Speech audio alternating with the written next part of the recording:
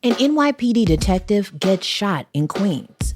Dangerous rip currents persist thanks to Hurricane Erin. A digital divide in the Bronx. And we explore a pinball museum in Red Hook, Brooklyn. From WNYC, this is NYC Now. I'm Janae Pierre. We begin in Queens, where an NYPD detective is recovering in the hospital after he was struck by gunfire from his fellow officers during an incident Friday morning. Police say it happened around 9 near the Whitestone Bridge when the officers sought to arrest a man who was trying to steal an Uber driver's car. The detective was shot in the leg and hand and taken to Jamaica Hospital in stable condition. Police are identifying the suspect as 28-year-old Kevin Dubuisson. He was arrested at the scene and was uninjured. Information for his lawyer isn't available yet. Meteorologists continue to warn of life-threatening rip currents through Saturday at regional beaches. That's due to the impacts of Hurricane Erin, which is moving east over the Atlantic Ocean. The National Weather Service says Jersey Shore and Long Island beaches are under high rip current risk until Saturday evening. The agency recommends against swimming for the time being and is also warning of coastal flooding in vulnerable areas. Meanwhile, weather conditions are expected to be sunny and mild this weekend.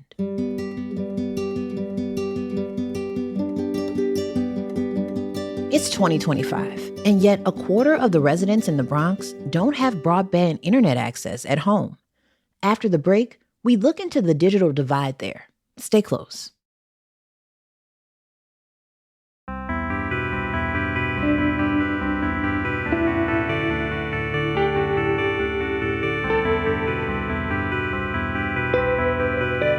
A new report finds the Bronx has the largest share of families who don't have a computer at home or have access to high-speed internet. WNYC's Karen Yee reports on what that looks like for New Yorkers. Along the busy East Tremont Avenue in the Bronx, it's not hard to find residents who don't have high-speed internet at home. You pay for internet No. at your house? Okay. I can't really afford it. It's kind of too expensive. 59-year-old Al Christian says he can't do much without it. And I can't listen to YouTube. I can't listen to music. I can't see my daughter.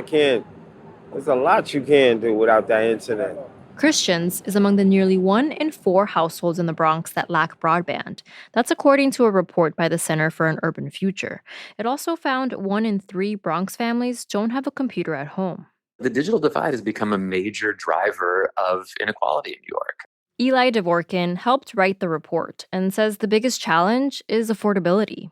It is separating New Yorkers into those who not only have access to computers and broadband, but with those things, access to a full world of opportunity, from education to job training to opportunities to connect with programs and services that could change the trajectory of their lives. That's why nonprofit groups like Lyft New York, which aim to break the cycle of generational poverty, are offering free laptops to parents who need them, like 37-year-old Malika Butler. Yo, here we go. It works. All right, you're in. We're in.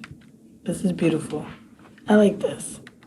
Butler is a mom of 3, but doesn't have a computer at home for her or her kids. This laptop, she says, will be for her oldest son, who is headed to trade school to become an auto mechanical engineer. Oh, this is really nice. The second guessing is giving this to the boy. Butler says she knows how difficult it can be to do schoolwork without a laptop. She applied to Metropolitan College of New York on her phone. Sometimes it restarts. Sometimes your phone freezes. Sometimes you lose internet service. She hopes her son will have an easier time navigating school and work. Having a laptop is going to help him, not only help him to be able to be successful and to be able to do his goals and complete everything that he needs to, but it also gives mom a little bit like a relief. Gisele Bellos is a program manager at Lyft and says with the rising cost of food, rent, and childcare, some families can't afford their internet bills that can cost up to $100 a month. It's not always easy to pay $70 when you're a single parent and maybe receiving public benefits. Those $70 can purchase diapers. Those $70 are purchasing clothing, school supplies, other basic needs. Advocates say it's going to be even more important to get residents connected, as federal cuts to programs that help people buy groceries and afford health care take effect. That's WNYC's Karen Yee. A A spokesperson for the Adams administration says the city launched free broadband to thousands of NYCHA residents in the Bronx and provides free internet to 2,000 households in the Bronx and Upper Manhattan, along with digital literacy support.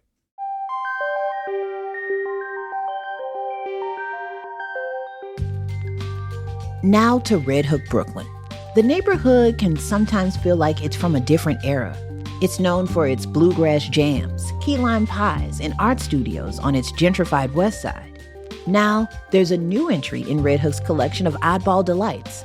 WNYC's Ryan Kyloth has more. Seabourn is the name of a cocktail bar on Van Brunt Street. Like a lot of the neighborhood, it features a nautical theme and a cool weirdo with a pet project.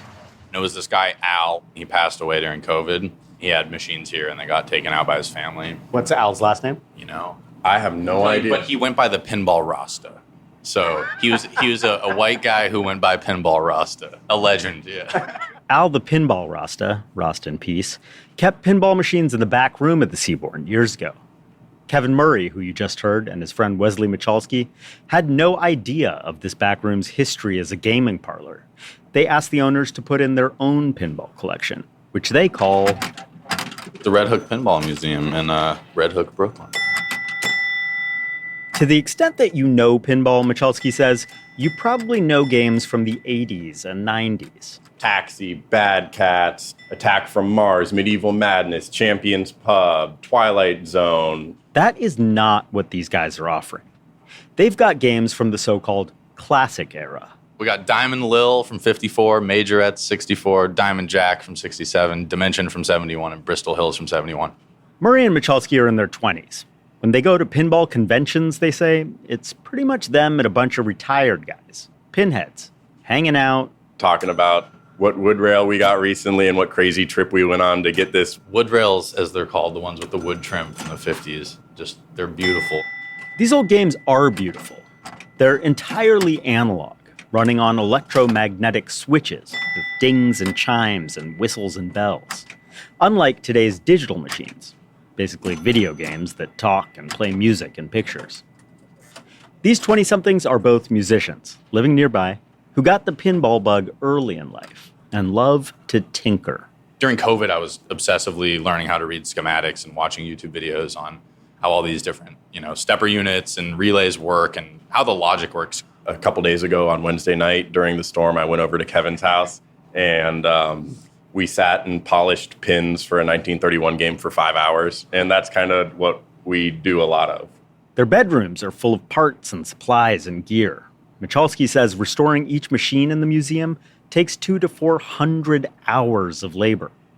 These old broken games are pretty cheap to buy online, and as they worked on them, buying old out-of-print pinball encyclopedias and electrics manuals, we were just like, there's so much here. We just wanted to tell the story of this stuff a little more. It's not just like, oh, look at these weird old machines. It's like there's a whole history here.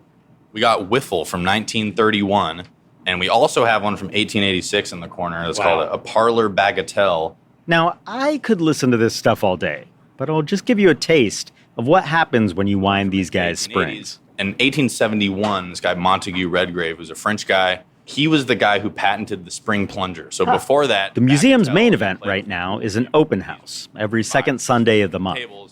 Murray says it's full of pinball friends and local families. We got little stools, so there's all these kids standing on milk crates, playing pinball. One in particular, that it was so sweet. Him and his mom came and they brought their own stool. And she was like, yeah, he loves pinball, so we bring our own stool so we can go play pinball at different places. The museum's totally free to visit and free to play. Donations are encouraged, since it's a labor of love. Murray and Michalski say they're definitely putting way too much time and money into this thing, especially when they were getting ready to launch. We would walk home at 4 a.m. being like, what are we doing with our lives? But it's all paid off. It's totally worth it. It's been a blast overall and made a lot of great memories with Kevin. It's not a very practical hobby, they'll admit, but in Red Hook, it's kind of a perfect one. This is a neighborhood where the past isn't preserved behind glass, but it clinks and clatters and comes to life, one play at a time. That's WNYC's Ryan Kyloth. Thanks for listening to NYC Now from WNYC. I'm Janae Pierre. Have a lovely weekend.